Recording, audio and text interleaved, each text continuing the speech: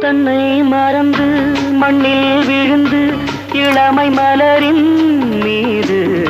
கண்ணை இழந்த வந்து தேக சுகத்தில் கவனம் காட்டு வழியில் பயணம் கங்கை நதிக்கு மண்ணில் அணையா இளமையெனும் பூங்காற்று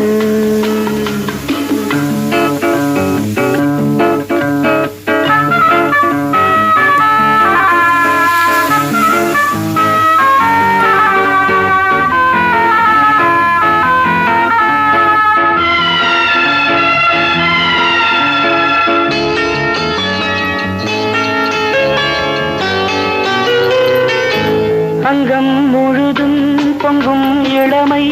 இதம் பதமாய் தோன்ற அள்ளி அணைத்த